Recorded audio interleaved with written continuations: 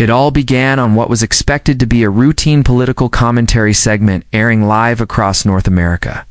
Featuring Karoline Leavitt, a rising conservative media figure known for her strong opinions, and Mark Carney, a globally respected economist and former governor of the Bank of Canada and the Bank of England. The topic of the day was trade alliances, economic sovereignty, North American cooperation in an increasingly polarized global landscape. Tensions in such panels are not uncommon, but what no one saw coming was the complete derailment of the conversation into a heated nationalistic exchange, sparked by Levitt's unguarded, sharp critique of Canada's role in global affairs. Within moments, what began as a civil conversation turned into an unforgettable showdown that would send shockwaves through both the American and Canadian political media spheres. Leavitt, known for her unapologetically America First rhetoric, began by reiterating her views on the superiority of U.S. economic power and leadership. While some of her assertions were steeped in patriotic pride, they quickly veered into territory that even seasoned commentators found crass.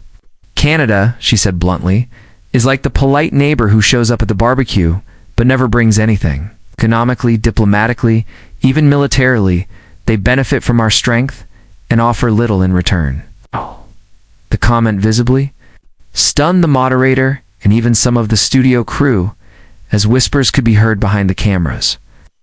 The audience gasped audibly, not because of the politics, but the sheer lack of diplomacy in her words. Mark Carney, sitting beside her, turned slightly, tilting his head with a smile that didn't reach his eyes, a clear sign he was about to speak not as a politician, but as a statesman. What followed was a verbal dismantling of Levitt's narrative that would quickly become viral. Carney didn't raise his voice, didn't fumble, didn't even show overt anger. Instead, he calmly addressed her claims with a powerful combination of facts, historical precedent, and biting rhetorical precision. Canada, he began, has stood by the United States in every major global conflict since the First World War. We don't just show up, we lead, we innovate, and we often absorb the fallout from policy decisions made south of the border. Economically, we're the US's largest trading partner, with over $2 billion in goods and services exchanged daily. To call us irrelevant is not only false, it's dangerously ignorant. His words landed with a thud, not because they were loud, but because they were undeniable. Levitt blinked, visibly taken aback by the swift and unflinching counter.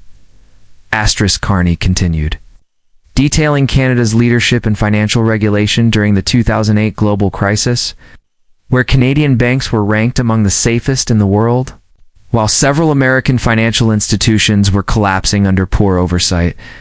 While the U.S. was bailing out its largest institutions, he noted, Canada stood firm because of smart, conservative regulation. We don't need to shout our successes.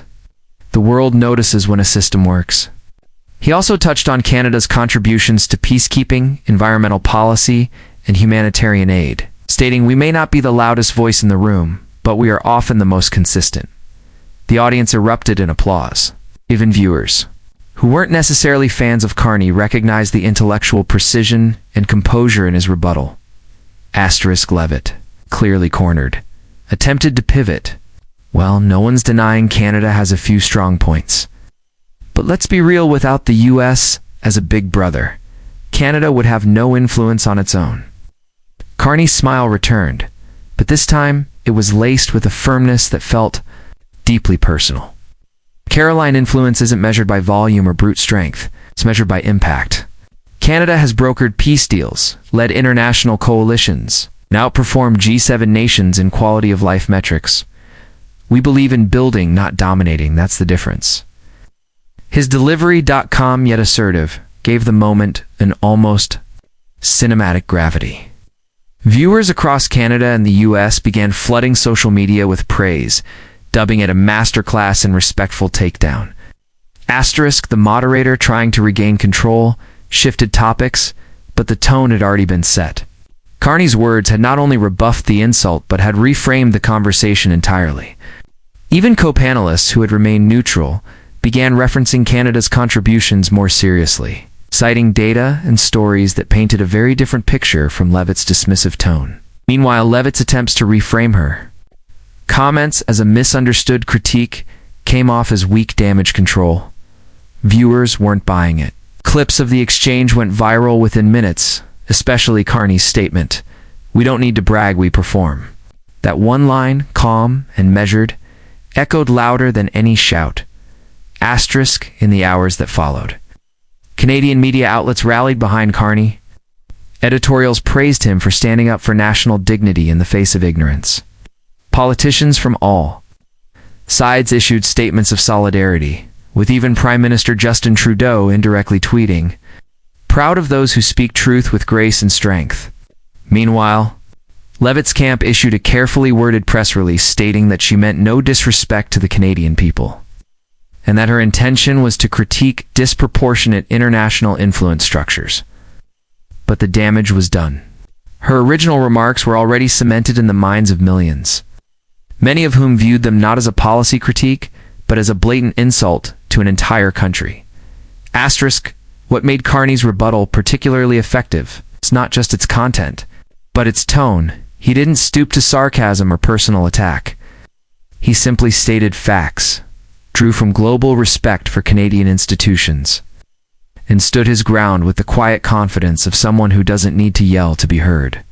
In an era of viral rants and screaming matches on cable news, his demeanor was a breath of fresh air. And it worked. He didn't just defend Canada, he elevated it. Viewers from across the spectrum praised the exchange as a rare example of how to push back with civility, how to dismantle false narratives without resorting to hostility. Asterisk social media was flooded with reactions. Hashtags like hashtag Mark Carney, hashtag Respect Canada, and hashtag Karoline Leavitt trended for 2 straight days. Influencers, professors, even celebrities weighed in, with some creating educational content based on the moment. Carney's poise became meme-worthy in the best way, with clips shared across platforms as examples of how to stand up to misinformation. Meanwhile, Levitt's camp remained largely silent, possibly stunned by the overwhelming backlash.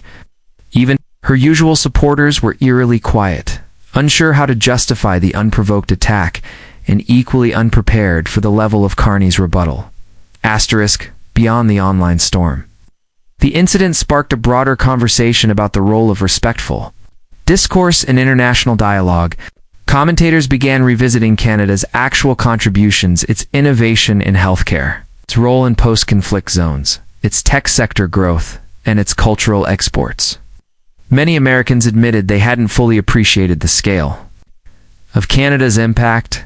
Carney's remarks acted like a wake-up call, not just to defend a country, but to inform and elevate the conversation around alliance and partnership. It became clear that in a world of hot takes and polarized punditry, sometimes the quietest voice can cut through the loudest noise. Asterisk, in the days following the broadcast, Carney continued his media rounds but stayed humble. When asked about the moment, he simply said, "I wasn't planning to respond like that. But when your country's dignity is on the line, you speak up." That humility further endeared him to the public. Meanwhile, Karoline Leavitt canceled several public appearances.